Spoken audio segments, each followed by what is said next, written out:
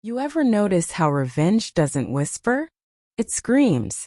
It's loud in the heart, and louder in the silence that follows. This is the story of Nathan Cole, and the grave he never saw coming. Nathan was the kind of guy who kept his world small. A man of routine. Woke up at 6, jogged the same 3-mile stretch along the bay, poured the same 2 cups of black coffee, one for him, one for Emily. His wife. His compass. They'd been married 6 years. She was warm, bright, the kind of person who smiled even at traffic lights. Emily taught art at the local high school. He worked IT for a shipping company. Not glamorous but steady. Then, September 12th. The date sticks like a rusted nail in his brain. She never came home. It was late. 9:30 p.m. turned into 10 o'clock. Then 11 o'clock. Nathan called her. No answer. Called again. Straight to voicemail. He drove her route 3 times. Nothing. Around 1 a.m., he filed a missing persons report. By sunrise, they found her car, abandoned by an underpass. And 3 days later, they found her body in a ravine 30 miles out. Emily had been murdered, strangled, left like trash. Nathan's world didn't fall apart. It detonated. The man arrested was Devin Marks, 27, a repeat offender, out on parole for assault. He confessed. Said it got out of hand. Some botched robbery. Like that explained anything. Devin got 22 years. Nathan got a life sentence. Not in prison, but in a kind of silent, burning existence that hollowed him out day by day. At the sentencing, Nathan stared at Devin across the courtroom. And Devin, he smirked. That smirk stayed with Nathan. Long after the trial. Long after the calls stopped. Long after he quit his job, sold the house, and moved into a single-bedroom apartment where even the air felt like ash. 3 years passed. And every morning Nathan still poured 2 cups of black coffee, then dumped one down the sink. That's when the idea started. Not like a thought. More like a shadow. What if Devin never left prison? What if he paid? Really paid? It wasn't rage at first. It was curiosity. What would it feel like to watch him choke on fear the way Emily must have? He started researching. Watched documentaries on prison security, guard shifts, visiting hours. Learned Devin's routine. Which wing? Which guard he bribes for smokes.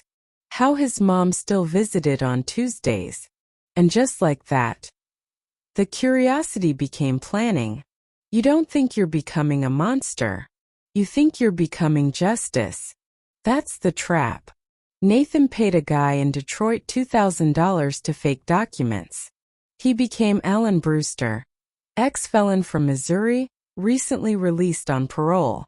Then he started showing up to the prison, volunteering. Said he wanted to mentor inmates. He brought in books, ran writing groups. Kept to himself. For months in, he got into Devin's group. It was almost disappointing at first. Devin didn't recognize him. Didn't even look up. Nathan watched him week after week. Learned his tics, his posture, the way he lied with his eyes. And one night, alone in his apartment, Nathan looked in the mirror and said it out loud. I'm going to kill you. Not fast. Not clean. But poetic. The plan was simple. During a session, he'd provoke Devin. Make it look like a fight. Pull a sharpened pen he'd carved from wood. Straight to the neck. Inmate on inmate violence. Happens all the time. He'd serve a few years. Maybe less if he played victim. He even wrote a goodbye letter to Emily. Folded it. Sealed it. Placed it in her old jewelry box. But here's where the story shifts. Because life has a way of throwing you mirrors when you least expect them. 2 weeks before he planned to strike, a new volunteer joined the program. Her name was Sienna. Late 30s. Sharp-witted. Laughed with her whole body. She wore no rings, didn't talk about her past. But she asked Nathan questions. Real ones. One day over coffee she said, "You've got a grief face." He blinked. "What's that?" She sipped her coffee. "It's a look. People who lost someone but didn't bury the pain. They wear it like a mask. You've got it." Nathan didn't reply. She leaned in. "I had it too. My brother was killed in a robbery. Guy got 6 years. I wanted to burn the world down." He finally met her eyes. "What stopped you?" She gave a small smile. "My reflection." That night, Nathan didn't sleep. He thought about reflections. Thought about Emily. Would she recognize him now? Would she even speak to this version of him? The next session, Devin made a joke. Something crude. Ugly. Nathan's hand instinctively moved toward his pocket. The wooden pin was there. Just inches from fate. But he didn't grab it. He just stared. At Devin. At the smirk. And he saw something different. Not evil. Not even human. Just empty. A man so hollow that even pain wouldn't fill him. And that's when it hit Nathan. Killing Devin wouldn't bring Emily back. It wouldn't even bring peace. It would just make 2 graves. One in the ground. One walking. Nathan never returned to the prison. He burned the pen. Scattered Emily's ashes by the bay where they first met. He started running again. Not to escape, but to arrive. He still poured 2 cups of coffee. But now he drank both. One for her. One for him.